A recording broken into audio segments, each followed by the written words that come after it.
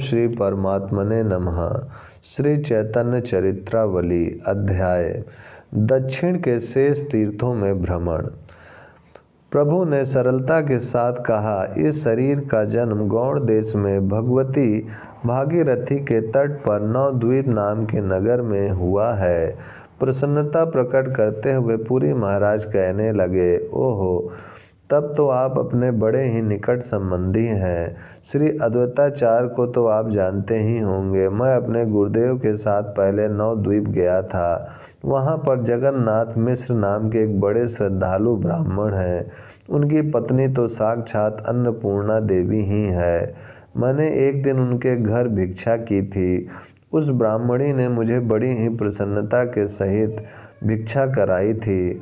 उनका एक सर्वगुण संपन्न पुत्र सन्यासी हो गया था। वह तो बड़ा ही होनहार था, किंतु दैव की गति बड़ी विचित्र होती है। सन्यास लेने के 2 वर्ष बाद उसने यहीं पर शरीर त्याग दिया। उसका सन्यास का नाम शंकरारण था। इस बात को सुनकर प्रभु कुछ विस्मित हो गए। उनके दोनों स्वच्छ और बड़े कमल के समान नेत्रों में आप से आप ही जल भर आया। रुधे हुए कंठ से उन्होंने कहा, भगवान, वे महाभाग शंकरानंद स्वामी मेरे पूर्व आश्रम के अग्रज थे। इस बात को सुनते ही पुरी महाराज ने प्रभु का फिर आलिंगन किया और कहने लगे, क्या आप सब के सब सन्यासी ही हो गए या घर पर कोई और भी भाई है? प्रभु ने नीचे को सिर करके धीरे से कहा, घर पर तो वे ही श्री हरि हैं जिनका आपने पहले नाम लिया। मेरे पूर्वाश्रम के पिता तो परलोकवासी हो गए। हम 2 ही भाई थे, सो दोनों ही आपके चरणों की शरण में आ गए। अब घर पर वृद्धा माता ही है। पुरु ने कहा, भाई, आपका ही कुल धन्य है। आपके ही माता पिता का पुत्र उत्पन्न करना सार्थक हुआ। इस प्रकार दोनों में और भी परमार्थ संबंधी बहुत सी बातें होती रहीं। 2-3 दिन तक दोनों ही साथ साथ रहे। अंत में पुरी महाराज तो द्वारिका के लिए चले गए और महाप्रभु श्री विट्ठलनाथ जी के दर्शन करके आगे बढ़े। पंढरपुर में भीमा नदी में स्नान करके महाप्रभु कृष्ण वीणा नदी के किनारे आए। वहाँ ब्राह्मणों के समीप से प्रभु ने श्री विल्लव मंगलकृत कृष्ण कर्णामृत नामक अपूर्व रसमय ग्रंथ का संग्रह किया। ब्रह्म संगीता और कृष्ण कर्णामृत, इन दोनों पुस्तकों को यत्नपूर्वक साथ लिए हुए प्रभु ताप्ती नदी के निकट आए। वहाँ पुण्यतोया ताप्ती नदी में स्नान करके माहिष्मतिपुर में होते हुए वे नर्मदा जी के किनारे गए। वहाँ ऋष्यमुख पर्वत को देखते हुए दंडकारण्य समस्त तीर्थों को पावन करते हुए सप्तताल तीर्थ का उद्धार किया। महाप्रभु ने नीलगिरी प्रदेश में भ्रमण करते समय असंख्य लोगों को श्री कृष्ण प्रेम में उन्मत्त बनाया। इस प्रकार भ्रमण करते हुए गुर्जरी नगर में आकर उपस्थित हुए। यहाँ पर एक अर्जुन नाम के शुष्क वेदांती पंडित को प्रभु ने श्री कृष्ण तत्व समझाया और उसे प्रेम प्रदान किया। गुर्जरी नगर से महाप्रभु बीजापुर के पार्वत्य प्रदेश में भ्रमण करते हुए और अनेक पुण्य तीर्थों में दर्शन, स्नान, मार्जन और आचमन करते हुए पूर्ण नगर में पहुँचे। वहाँ एक सरोवर के निकट प्रभु ने वास किया। वह नगर बड़ा ही समृद्धिशाली था। उसमें संस्कृत के बहुत से विद्वान पंडित थे और अनेक पाठशालाएं थीं। महाप्रभु को उन दोनों श्री कृष्ण विरह का अत्यंत ही प्राबल्य था। वे सरोवर के तीर पर बैठे हुए बड़े जोरों से रोते हुए चिल्ला रहे थे, हाँ प्राणनाथ, हाँ हृदयेश्वर, तुम कहाँ हो नाथ?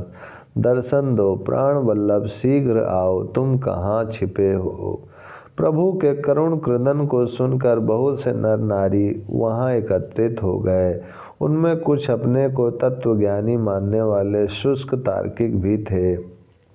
प्रभु अत्यंत ही दीन भाव से उनसे पूछने लगे, आप कृपा करके मेरे प्राणनाथ का पता जानते हो तो बताइए, वे कहाँ हैं? मुझे छोड़कर वे कहाँ छिप गए?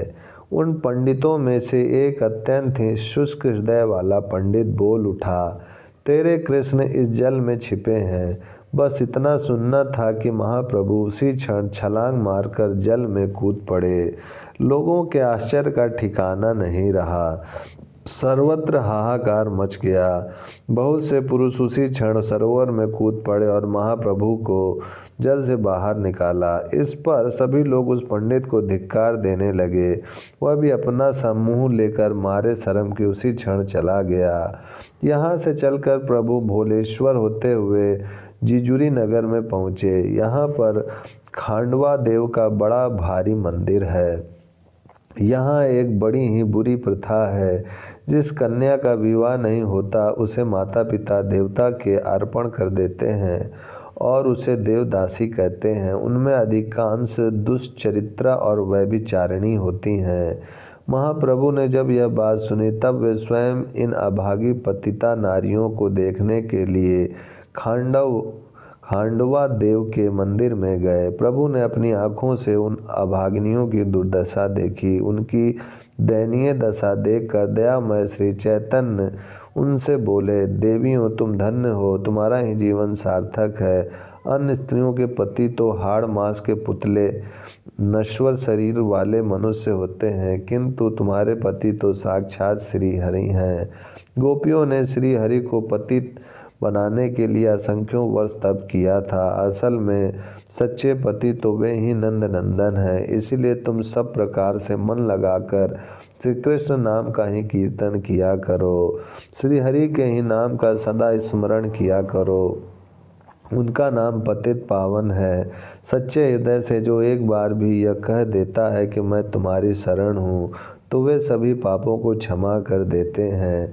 श्री भगवत नाम संकीर्तन में अनंत शक्ति है।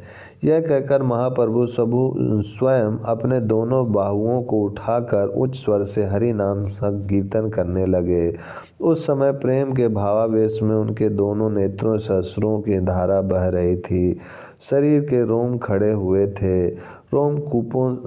रोमकूपों में से पसीना फव्वारे की तरह निकल रहा था। उनकी ऐसी दशा देखकर सभी देवदासियां अपनी नारी सुलभ कमनीय कंठ से हरे राम राम राम हरे हरे, हरे कृष्ण कृष्ण कृष्ण हरे हरे इस महामंत्र का उच्च स्वर से कीर्तन करने लगी। संपूर्ण देवालय महामंत्र की ध्वनि से गूंजने लगा। उस संकीर्तन की बाढ़ में उन देवदासियों के समस्त पाप धुल कर बह गए। वे भगवान नाम के प्रभाव से निष्पाप बन गईं। उनमें से जो प्रधान देवदासी थी उसका नाम इंदिरा था। वह आकर प्रभु के चरणों में गिर पड़ी और अत्यंत ही दीन भाव से कहने लगी, प्रभु व्यभिचार करते करते मेरी यह अवस्था हो गई। अब ऐसी कृपा कीजिए कि श्री हरि के चरणों में भक्ति हो।